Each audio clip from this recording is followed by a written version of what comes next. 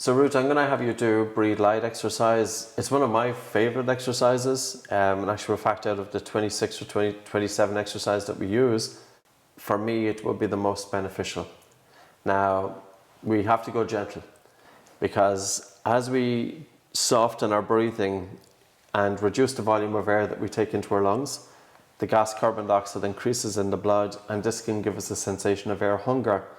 But if we are predisposed to panic disorder, we can have a strong reaction to the sensation of air hunger. Now, it's very good to practice the exercise because it can then desensitize your reaction to the feeling of air hunger, because very often it's the fear of air hunger or suffocation which can drive into symptoms. So when somebody with panic disorder comes in our door, we want to give them a teaspoon of air hunger, just that they train their body and mind that air hunger is okay. We feel air hunger if we go for a walk. Air hunger signifies that there's an increase of carbon dioxide in the blood. Carbon dioxide is not just a waste gas. It helps to open up our blood vessels. It helps to stimulate the vagus nerve. It also helps to increase oxygen delivery throughout the body, and including the heart and including the brain. So let's go with the breathe light. Now, there's a way that you know if it's activating the rest and digest response. Think about the word rest and digest. When we go into a rest response, we get sleepy. When we go into digest response, we've got increased watery saliva in the mouth. So the key with this is, can we gently create a sensation of tolerable air hunger to activate the rest and digest response, or if the air hunger gets too much, it could activate a fight or flight response and the mouth goes dry. So by paying attention to the saliva in the mouth, we know if we're activating the rest and digest response or a fight or flight response. I start off with 30 seconds. So it's always the best way to do it. Dip your toe into the water. So whenever you're ready, you can put one hand on your chest, one hand just above your navel. Just tune into your breathing. And for 30 seconds, I would like you, there's your soft, take a soft breath in. And now a really relaxed and a slow, gentle breath out. And I would like you to soften your breathing to the point that you're taking less air into your body. Not by holding your breath, not by freezing your breathing. Just that soft, gentle breath in through your nose. And that looks good. And now a really relaxed and slow, gentle breath out. 10 seconds more. And then, whenever you need to breathe, a soft, gentle breath in. And take a rest at that. Now just go back to normal breathing. So we do it a few times here. We're going to take a rest for about a minute or so. And then we will start off again.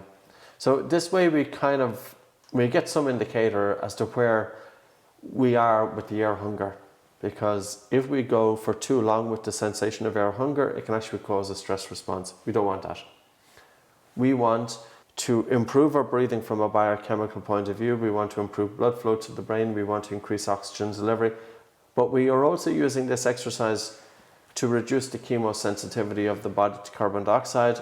And all I mean by that is carbon dioxide is the driver to breathe. And if we are overly sensitive to the accumulation of carbon dioxide, our breathing is faster and harder. But if we have a habit of faster and harder breathing, it causes agitation of the mind. So however we breathe, we have that bottom-up communication to the brain. And if we think of the vagus nerve, which is wandering throughout the human body, and all of that communication via the vagus nerve is from the body up to the brain, our breathing and our pattern of breathing is communicating that via the vagus nerve to the brain, but there's also a separate structure in the brain which is also spying on our breathing. So if we change our breathing patterns, we tell the brain if we're safe and if we're relaxed and if we're secure. So let's go again, another 30 seconds. I want to give you a break there. You have one hand on your chest, one hand just above your tummy, and you're just kind of relaxing into it, and you're softening and slowing down the speed of the air coming in, and then a really relaxed and slow, gentle breath out. You could put the slightest of pressure with your hands against your chest and tummy. So by putting the slightest of pressure with your hands against your chest and tummy, it's almost that you're encouraging your breathing just to be that little bit softer. 10 seconds left. So it's a very soft and a slow, gentle breath in through your nose, and a really relaxed and a slow and a gentle breath out. So a very soft, soft, soft, soft, soft breath out, and take a rest of that. And that's that exercise again. So we do that a few times, and to see where you're at. How is it, by the way? Did you have air hunger when you were doing it? A small bit, yeah. A small bit, okay, cool. And that's the objective, is to get that sensation of air hunger. How was it for you? Do you notice any change in the saliva in the mouth? Is your mouth dry? It's not dry. No, it's not dry, but there's a lot of saliva, but I can feel like there is a little bit more than when we had started. Sure. So in terms of the saliva in the mouth, when you first start doing it, you mightn't always pick up on it. I always think it's good, you know, when we're in the comfort of our own home and we're sitting in a nice comfortable chair, and you could be watching something like television. You simply just have one hand on your chest, one hand just above your navel, and you're softening your breath to the point of that air hunger. And I would say when you're practicing this at home, you know, if you have a history of panic disorder, the air hunger can be a little bit disconcerting, but in actual fact, it's really good to gently soften your breathing and to feel that air hunger, because very often it's the fear of air hunger, if I use the word suffocation, which is driving your symptoms. And a great approach is to practice a teaspoon of air hunger to desensitize your body's reaction to it, and it helps to break that cycle. Now, the other thing about doing this exercise that we were doing with Ruth is that as you gently soften and breathe light, it stimulates the vagus nerve. And this is why I was asking Ruth if she was noticing any change in the saliva in the mouth. Now, you may not always notice it, but very often you will. So it's just a matter of just tuning in. Sometimes it will happen, sometimes it won't. And you know that if you're increasing the saliva in the mouth, that your body now is ready for the digestion of food. So you know that you've switched on the digest response, which is tremendous. So this is also a tool to help down-regulate. And it's a great exercise as well before sleep. You know, oftentimes if there's overstimulation of the mind, it affects our sleep. When our sleep is affected, we're waking up in the morning, we're already feeling irritable, we're not going to have the focus, we're not going to have the same concentration. Our productivity is impacted, that drives our stress levels. So breathing and the emotions and sleep are linked. If breathing is off, sleep is off. If breathing is off, the emotions are off. If emotions are off, sleep is off. If the emotions are off, breathing is off. If sleep is off, the emotions are off. So each one is feeding into the other. And what we're looking to do is just to recognize this and to adapt simple tools into our everyday life that we can use, because the one thing that we have with the breath is that we have some degree of control over it. Now, I will say this. If you get uncomfortable focusing your attention on your breathing, don't worry about it. There are other exercises that you can do, breathing exercises and breathing techniques that you can do to help activate the body's rest and digest response to improve your breathing from a biochemical and a biomechanical point of view without you even having to pay attention to your breathing. So you'll see these exercises as well in these videos. So now we're going to go back to the breathe light. And I'm going to have you do it for about 1 minute or so. So we'll time it. So at least then you know that the end is near. So one hand on your chest, one hand just above your navel. And the same idea as before. You're just kind of gently allowing the shoulders to relax. And you're taking a soft breath in through your nose. So as you feel the airflow coming into your nose, can you soften and slow down the speed of air coming into your nose? And then you're having a really relaxed and slow, gentle breath out. And now when you need to breathe in again, you're taking a very soft and slow, gentle breath in. Now that looks really good. Now whether it's sustainable or not, if the air hunger gets a little bit too much, you have to take a rest. So you're just gently softening and slowing down your breathing to the point of air hunger. 20 seconds left. Taking a soft breath in and a really relaxed, slow, gentle breath out. And then a soft, gentle breath in. That looks good. And a really relaxed, slow, gentle breath out. 5 seconds left. And now to take a rest. So now you're just taking a rest. Just go back to normal breathing. So did you have air hunger there? You did? Right. So now just breathe as normal. And again, that's 1 minute now that you've exposed yourself to air hunger. And once you're feeling comfortable now, I'm not going to say that using the word relaxed, because the air hunger can be a little bit uncomfortable. But once you're not feeling stressed, and you want to have air hunger both during the inhalation and during the exhalation. And sometimes people will ask, how do I generate the feeling of air hunger? All we have to do is think of two things. Soften and slow down the speed of air coming into the nose, almost that the breath in is imperceptible. And then have a really relaxed and a slow and a gentle breath out. And by doing that, the volume of air that we are taking into our lungs should be reduced by about 30%, and that should generate a feeling of air hunger because carbon dioxide isn't able to leave the body so quickly because our breathing is softer, our breathing is lighter, the volume of air that we are breathing is less. So let's go again for about a minute or so. You have your rest there for a minute, and again, one hand on your chest, one hand just above your navel, and all you're doing is just really softening the speed of your breathing. So your shoulders, to allow them to relax, and don't worry whether you're breathing upper chest or with good recruitment of the diaphragm at the moment. The objective is just gently softening your breath. So you're taking a soft breath in through your nose, and as you relax, slow breath out. And always think about the really slow, relaxed, gentle breath out. And then that soft, gentle breath in. And a really relaxed and slow, gentle breath out. And as you breathe in softer, and as you have a really relaxed and slow, gentle breath out, the air hunger might be a bit too much there. If the air hunger is too much and your breathing speeds up, take a rest. So this is good practice for yourselves as well. Don't expect it to be perfect because it doesn't happen that way. You know, if we keep it really simple, all we want to do is just gently soften breathing to take a little bit less air into the body so that we have air hunger. And if the air hunger causes your breathing to become faster and harder, or if you have involuntary contractions of the diaphragm, take a rest. And the other thing to pay attention is, this isn't to breathe this way all day long. You know, this is where you set maybe 5 minutes here, 5 minutes there, and just getting a nice comfortable posture, one hand on your chest, just one hand above your navel, softening your breathing to the point of air hunger, getting the sweet spot so the air hunger is tolerable, but it takes a little bit of practice. And it's tremendous to be able to bring attention inwards. And as I said, that air hunger, it does help to desensitize your body's reaction to suffocation, but it's not just doing that. It also reduces your chemosensitivity to carbon dioxide. So long term, your breathing naturally becomes lighter and slower.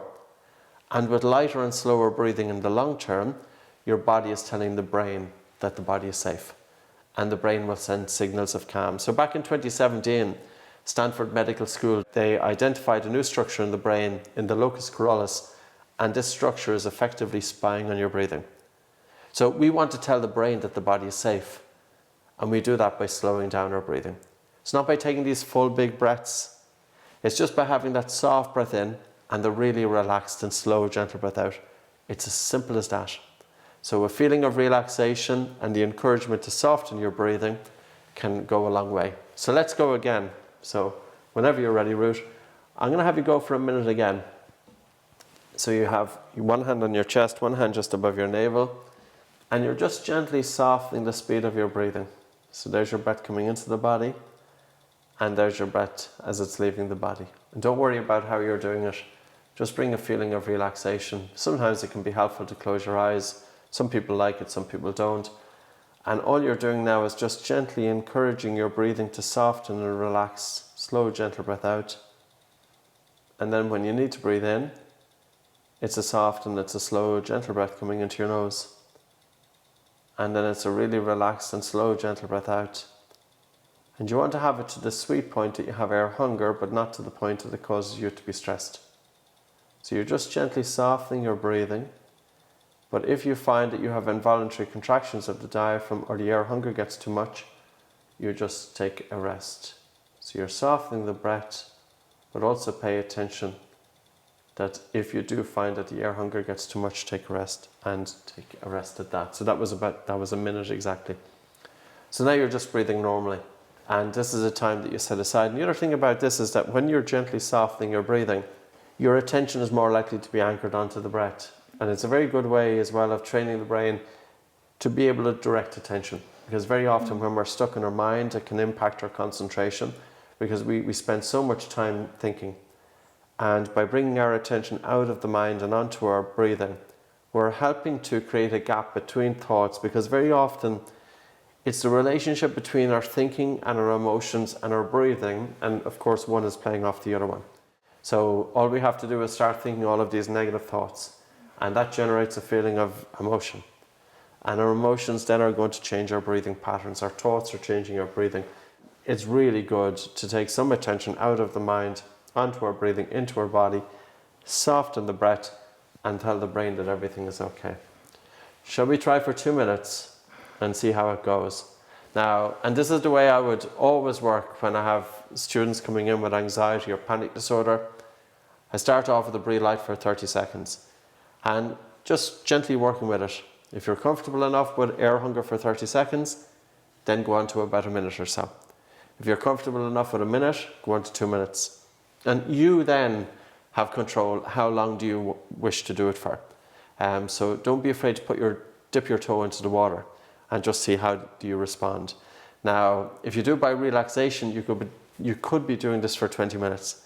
Solely by relaxation, bringing a feeling of relaxation to the body, allowing the breath to soften to the point of air hunger and maintaining that gentle air hunger. So 2 minutes. So we'll try it from now. And again, a little bit of pressure with your hands against your chest and tummy can also be helpful. And it's almost that you're using your hands as a guide of gently softening your breathing. You're taking, there's your exhalation there, and then you're taking a soft and slow, gentle breath in. So there's your soft and slow, gentle breath in, really relaxed, slow, gentle breath out. And that looks good. And now a soft and slow, gentle breath in. And I'm not worried about whether your breathing is upper chest or diaphragmatic at the moment. I'm just concerned with you gently softening and slowing down your breathing. And then when you need to take a soft breath in, you're taking a soft, gentle breath coming into your nose and a really relaxed and slow and a gentle breath out. Do you feel air hunger there? Great. So we'll continue. So for 1 more minute, soft breath in, and it's a relaxed and a slow and a gentle breath out. And the biggest thing is not to deliberately interfere with your breathing muscles. It's just to allow the breath to soften. So using a feeling of relaxation, using your thoughts. So in terms of the intent, to gently soften your breathing, you're focusing on the slightly colder air coming into your nose, slowing down the speed of the air coming into your nostrils, and then having a really relaxed and slow. Now your breathing is speeded up a little bit, so the air hunger's got too much. Take a rest. That's normal. This is how it happens. You know, you're doing reduced volume breathing. The air hunger gets a little bit too much for you. Just take a rest. It needs a little bit of practice. So whether you do it for a minute or a minute and a half, you're still getting progress. And you will have plenty of exercises here.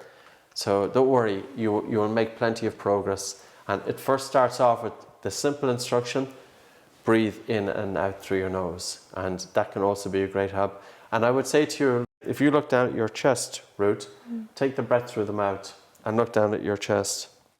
So if you're doing this at home, look down at your chest and breathe through an open mouth. So what happens when we breathe through an open mouth? Open mouth actively encourages upper chest breathing. So say for example, if I look down at my chest here and if I breathe through my mouth, straight away it's upper chest. But what about the speed of the breath? It's faster. And what does upper chest and faster breathing tell the brain? When we do it during rest or during sleep, that things are not okay. So open mouth breathing, we're continuously telling the brain that the body is under threat. And that's why always start off with nose breathing. Even if you feel, I don't have the time to do the exercises, go for a walk with your mouth closed. Do some small breath holds if your mind is a little bit agitated. If you're feeling stressed, you're getting into an uncomfortable situation, bring your attention onto your breathing and really slow down the speed of the exhalation. And the best way to do with this is bring it into your everyday life. These are just tools that you can use. And I've been using these myself for about 24 years or so, since the late 1990s. And I will genuinely say they have been very, very helpful. Life is a bit softer. We're not living in our head as much. And it's tremendous to get out of our head, onto the breath, into the body, into the present moment, and to experience it, as opposed to living life stuck in thought. And thinking is a habit.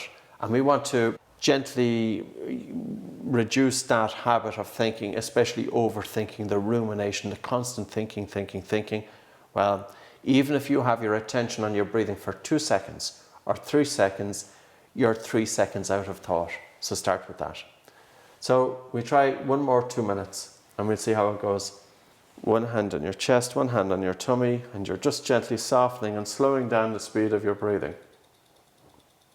There's your exhalation there.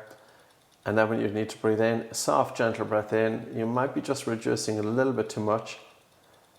And then a relaxed and a slow and a gentle breath out.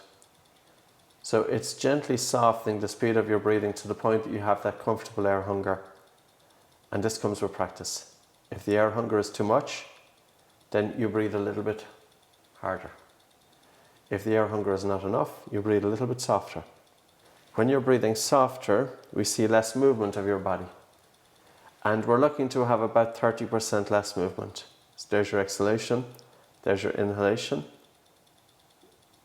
And now a really slow and relaxed, gentle exhalation. And then when you need to breathe in, you're taking a soft, soft breath in. And then a really relaxed and slow, gentle breath out. And then when you're breathing in, it's a soft, gentle breath in. So already you see that your breathing is a little bit, so then you take a rest. Okay.